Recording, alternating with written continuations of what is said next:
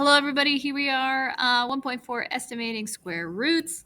So first, I just have a little bit of info, a bit of reminder that your calculator can square numbers and calculate square roots. So this button right here, x to the power of 2, is the most common calculator button for squaring a number. This one right here, this radical, the x in it, is the most common calculator button for taking the square root. So I don't know, I have a calculator on this computer. I have a x squared button right here, so I can go 5 and press the x squared button. And similarly, my square root button is this one right here. Hopefully you can see that. So if I press that, I should go back to 5. There you go. So take a look at your calculator. I think I've talked to most of you, but good to know those two buttons for sure. That one and that one. So let's solve the following using your calculator. Let's do a few. I'll use my calculator here. Let me drag it over so you can see. So I'll go 8 squared, 64. Next one, 11 squared, 121. Next, 16 squared, 256. And now we're going to do some square roots. Let's do 16, and I'll press that radical button. It's going to be 4. Let's do 81 radical, 9.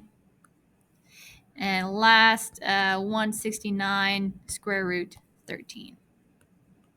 Okay, just a little bit of practice there.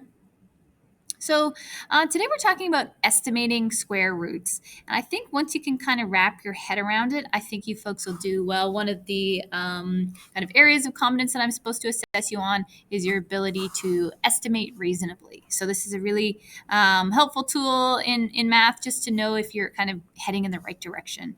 So we need to relate the value of the square root to the perfect square. So draw a line with the perfect squares above your number line.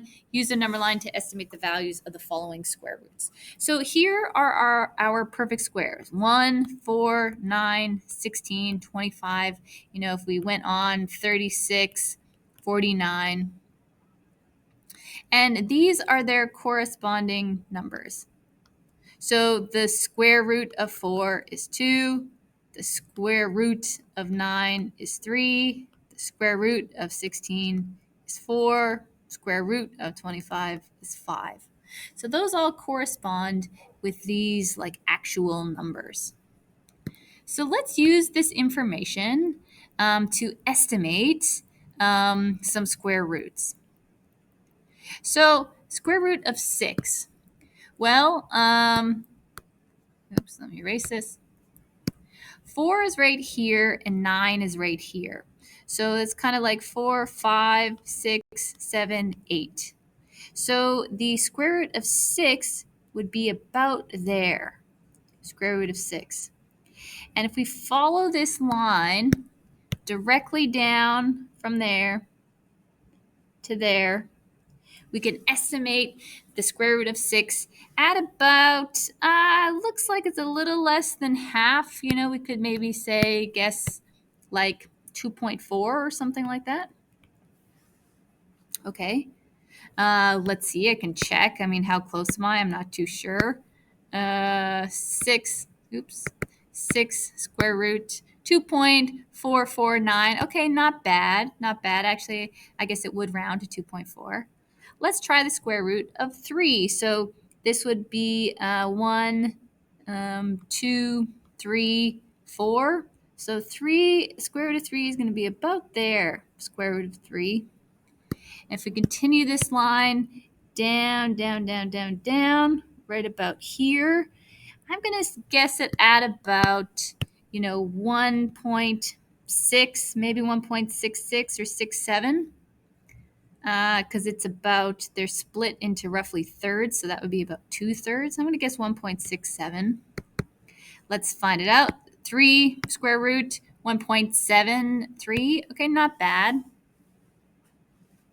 Next, let's try the square root of 12. So say you would have 9, 10, 11, 12, 13, 14, 15. So that would be 10, 11, 12. Looks like right there. square root of 12. And if we follow that all the way down here, it looks like it's just a bit before half. So a little bit less than 3.5. Maybe again, I'm going to do 3.4. And we can see that. I can check 12 square root 3.46. So maybe 3.5 might have been a little bit better if I rounded up, but not bad ultimately. And the next one, 20. Okay, so if we did 16, 17, 18, 19, 20, 21, 22, 23, 24. So 17, 16, 18, 19, 20, about there. Square root of 20. So a little bit before half. Okay, maybe 4 point, I don't know, 39, let's call it. So let's see, square root 20, 4.47. Oh, it's not a great guess. Let me do another one. I was gonna do 4.4 again. Maybe I should do 4.45. Okay, not bad. Pretty close to half. So there you have it. I mean, not exact, I didn't estimate perfectly, but pretty close, right? You can kind of guess the first number for sure, the second number a little bit. So that's basically how you do that. So let's do a few. Use the number line below. Which placements are good estimates of the squares? And let's explain our reasoning. And then we're going to use the number line to estimate the value of each square root that is incorrectly placed. Okay, so let's see. Is this a good estimate, the square root of 27? I think it's, pretty good. The square root of 25, I usually use blue. Why am I using red? Here we go. Good estimates, 27. The square root of 25 is 5. So I think that's a pretty reasonable estimate, actually. It's just a little bit above that. I think that's a pretty good one. Next one, 35. Well, the square root of 6, or the square root of 36 is 6. And now we have 35, and it's above that. So I think that's actually not a very good guess. I'm gonna say not a great guess. Because I think it should be more like right here. Okay, so I think that's not a very great guess. Square root of 49 exactly at 7. That seems perfect, right? I know that 7 times 7 is 49, so I think that's right on the money. Here we have 56 right here. Well, this would be 64. And it's it's going to be closer to 49 than it is to 46. So I would say that's not a great estimate, right? So it's 56 is 8 away from 64, and 56 is 7 away from 49. So I think a better estimate for our 56 would be somewhere like right there. Okay? And then 62, that looks like a pretty good guess. 64 is right here. It's just before that. So I think that's pretty good. Now it wants us to use the number line to estimate the value of each square root that is incorrectly placed. Okay, so let's predict the square root of 35. So not quite 6, but pretty darn close to it. So I'm going to guess like maybe 5.9 is my guess there. So not quite 6, but pretty darn close. And the square root of 56, pretty darn close to half, but a little less. I'm going to guess 7.48 maybe. So let's see. 35 square root 5.91, pretty good.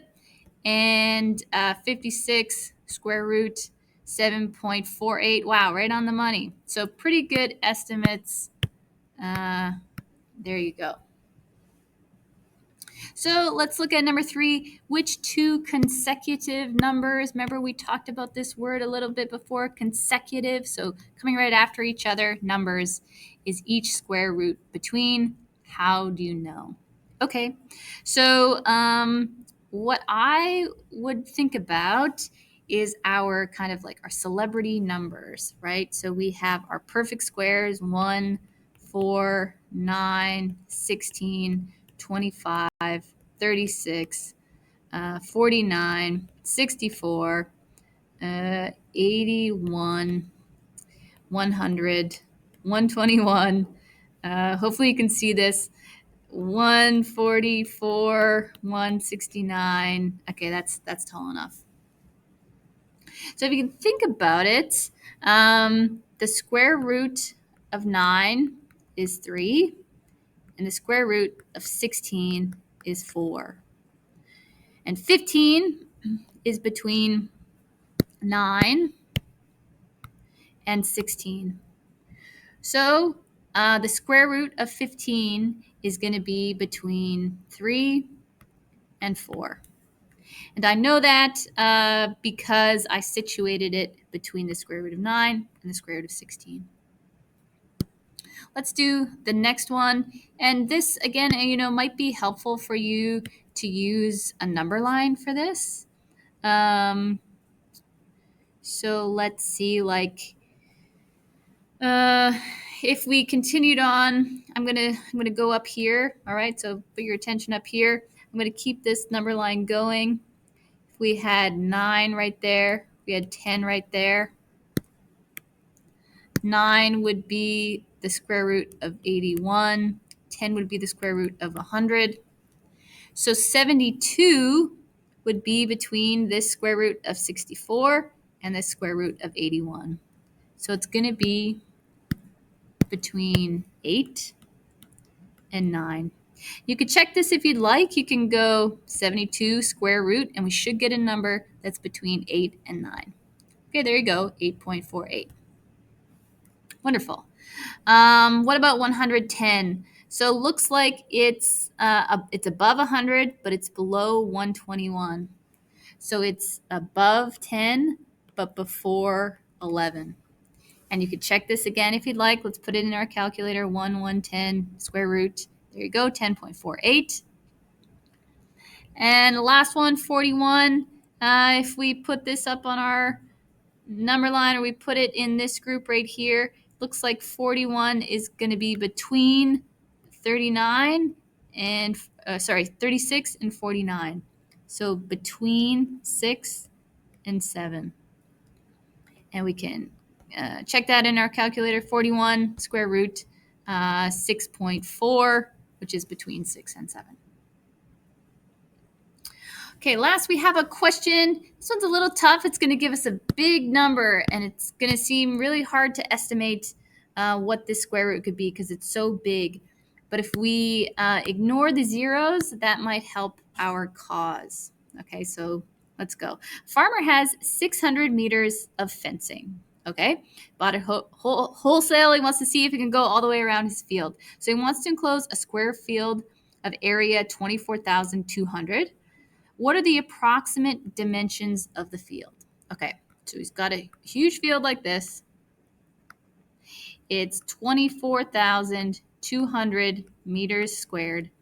They want to know the dimensions, so they want to know the side lengths. So we want to know approximately what is the square root of 24,200. Okay, give your answer to one decimal place. So what I'm going to do is I am going to, just for a moment, ignore these two zeros. Okay, so just for a moment, I'm going to make this and just pretend this is 242. Now that's much more manageable, okay? Because we have, if I go 15 squared, that's 225. And 16 squared is 256. So our 240 is going to be between those two. Okay, so I can estimate that. All right, I got cut off. So we can estimate if 242 is going to be between 15 and 16, then 24,200 is going to be between 150 and 160. So it's pretty close to the middle. I'm going to estimate that we're at, 155. And I think it wants it to one decimal place. So 155.5, let's say. So I'm going to estimate the square root 24,200 at 155.5. So that means this side of our field is 155.5, and this side of the field is 155.5. This one is 155.5. This is meters. Sorry, meters. Meters. And this side is 155.5 meters. So, do we have enough fencing to go all the way around? We got 4 sides to our field. So, let's go 155.5 times 4 equals, let's see my calc, 155.5 times 4 equals 222, or sorry, 600, 222, or what am I saying? 622, there we go, meters. So does our dear farmer have enough? Unfortunately, no. This is more than the fencing that he has. So our farmer does not have enough fencing to go around. Okay, that's it. Thank you so much. I'll tell you what textbook questions I'd like you to do.